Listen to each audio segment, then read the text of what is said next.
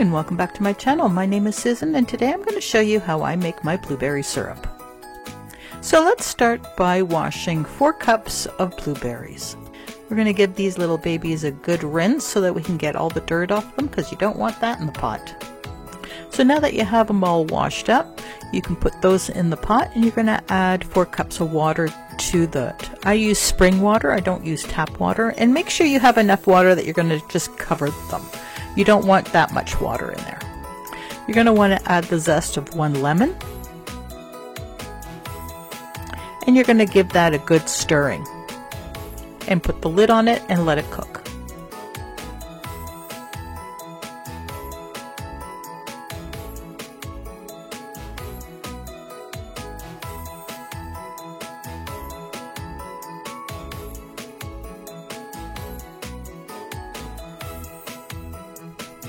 Now as it's cooking, you're going to look into it a couple of times. You're going to give it a stir. You're also going to crush those berries because you want to get as much juice out of those berries as you possibly can.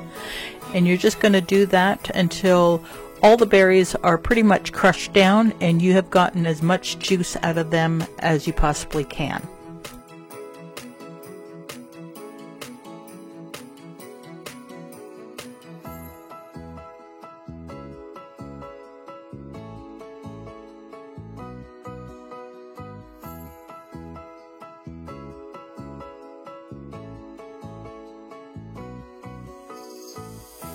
By the time those berries are done, there's only going to be the shell left because you've pretty much crushed all the meat and the juices out of them.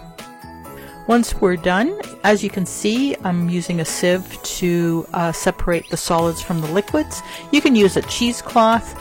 I didn't have any cheesecloth on hand at the moment at that time, so you could actually just use the sieve and just let it drain out. You can use the back of the spoon just to hurry things along if you're impatient. Otherwise, just let it sit and let it drain.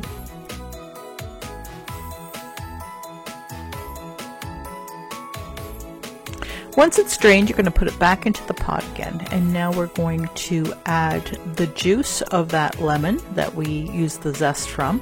And we're also going to add 2 cups of sugar to this mixture. And we're going to give that all a really good stirring, and we're going to incorporate everything, and then we're just going to let it cook with the lid on for a little while.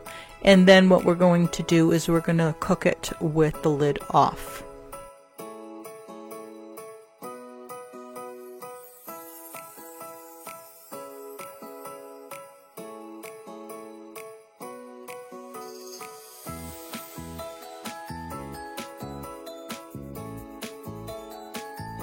As the juice is cooking and you're cooking it down, you're going to find a film that develops. And what you're going to do is you're just going to scoop it off, just like you would if you were making jam.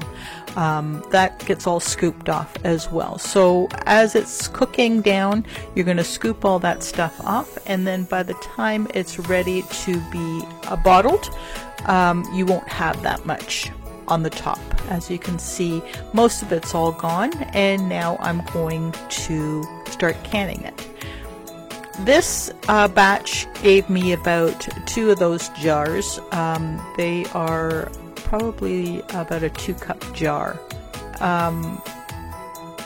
that I had. And what I'm going to do is I'm actually going to can it because I'm going to use it later on in my kombucha. And my kombucha wasn't ready. I had just started it and I didn't want to leave the juices in the fridge. Now, if you're going to use it right away, you don't have to do the canning part. You can just put them in the jars and then you can put your lids on them and just store them in the fridge until you're ready to use them. This syrup is so nice. You can use it in your kombucha like I'm going to do, or you can use it on top of pancakes. You can use it as a syrup for carbonated drinks. So if you have, like, say, a soda water and then add some juice to it, it's lovely with some lemon. It's a beautiful drink for the summertime.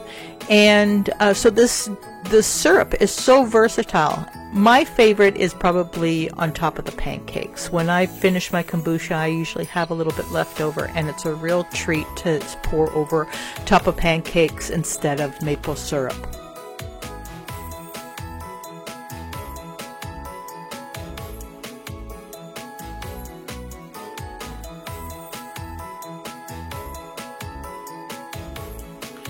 So that's it for today's video. I hope you enjoyed it. Remember to subscribe, like, and comment, and we'll see you next time. Bye-bye for now.